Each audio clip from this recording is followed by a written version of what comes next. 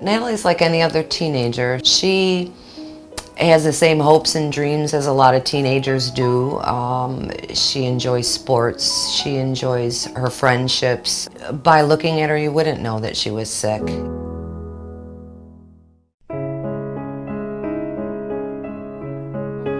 I've been healthy all my life. I've never, not even really thrown up at all. I mean, just really healthy, and it just pretty much came on. All of a sudden, I had like a few symptoms.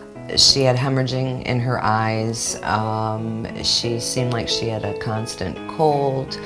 And then by May of 2005, the day that before going to emergency, she just wasn't herself, and she was throwing up and real lethargic. We took her blood pressure. Her blood pressure was highly elevated, and my wife and Natalie and my sister had come over, took Natalie to the emergency. I hear the doctor tell my mom and my aunt her kidneys have failed, and I'm like, I wasn't sure if I was dreaming or what was happening. I was just like, okay, and I knew kind of what kidney failure was from my dad, but not a lot, because, I never really, had a conversation with my dad to what it was. My husband was a juvenile diabetic, and due to the diabetes from childhood, caused his kidney failure. And our daughter was diagnosed with lupus nephritis, which there's not a history of that condition in either side of our family.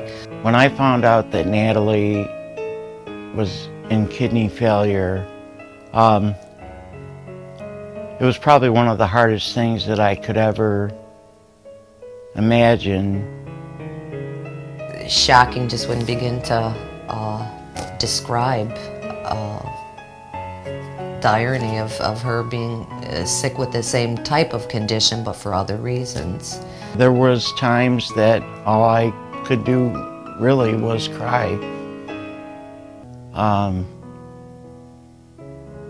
Just because I would never imagine that it would happen to her.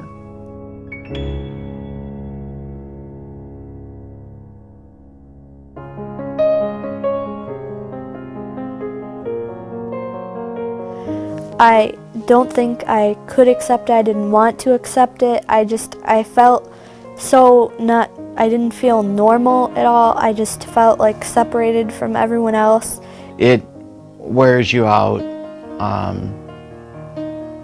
and it is tough with your diet, and there is a lot of medication, and after treatment you're drained and tired. It was really sad because she became more withdrawn, and she was quiet. She kind of walked with her head down and her shoulder up,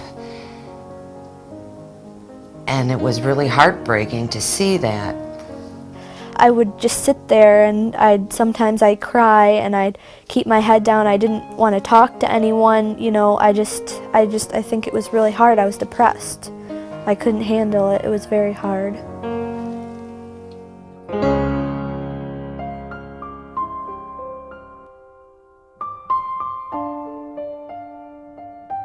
One day, it seemed that I was going for my regular doctor's appointment and everything, and it just seemed like another day. Of course, I was unhappy, and I was like, oh, okay. But when we got there, the doctors brought up a chance for me to go to camp. With me being sick, we haven't been able to go on vacations, and it was just a great opportunity for Natalie to be able to go to kids camp. I just felt normal again. I got to go horseback riding and kayaking and hang out with other kids, a few who had the same problem as me, and it really gave me a chance to deal with, yeah, I have kidney failure, but it's okay, because there was other people there who had it too, and they were just living normally and enjoying themselves. When she returned from camp, I could see that she was back to her old self somehow. We probably spent a week talking about everything that she did there. it showed me that I could still do all the things that I used to love to do. I could, go kayaking, and I could, go horseback riding, all the things that I liked and was interested in, I could do, and nothing could, weigh me down. She got her spirit back. She got herself back again, and that gave me hope.